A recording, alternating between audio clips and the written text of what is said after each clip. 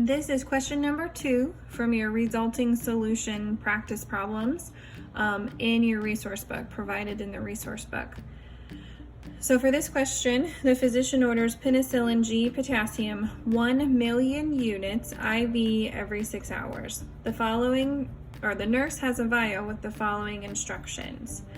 And then we're given a chart, which happens sometimes. So what this chart says is if we have our diluent to be added in milliliters and our dosage strength. So once we add this amount of medication to our vial, this is our resulting concentration or our resulting solution or our new dose on hand.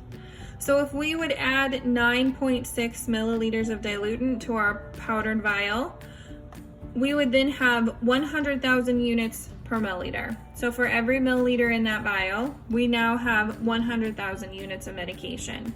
If we were going to add 4.6 milliliters of diluent to our vial of powder, we have 200,000 units per milliliter. That's our resulting concentration.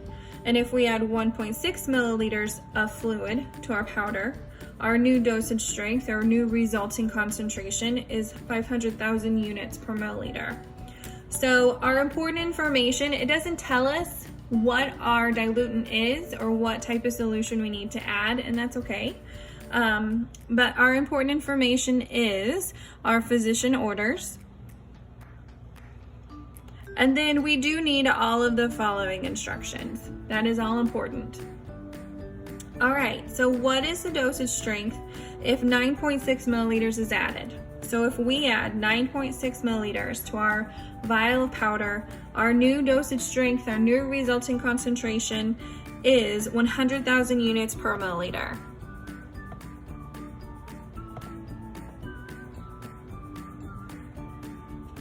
So for every 1 milliliter of fluid, there's 100,000 units of medication. What is our dosage strength if 1.6 milliliters is added?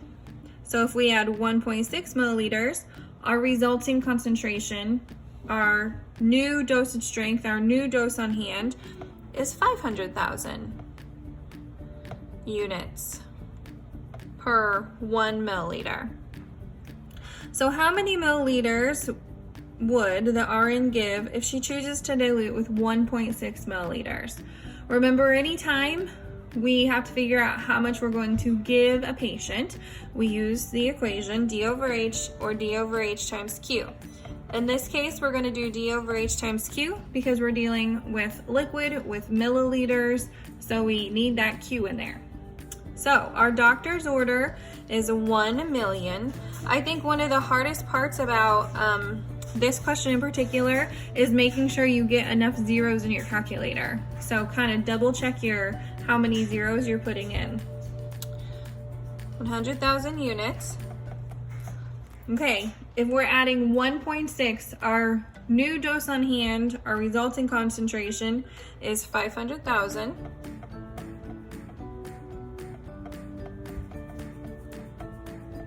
And our Q, or milliliters, is 1. So 1 million divided by 500,000 is 2, and 2 times 1 is 2. Remember, anytime we use the equation D over H times Q, our answer is labeled milliliters. So we would give 2 milliliters.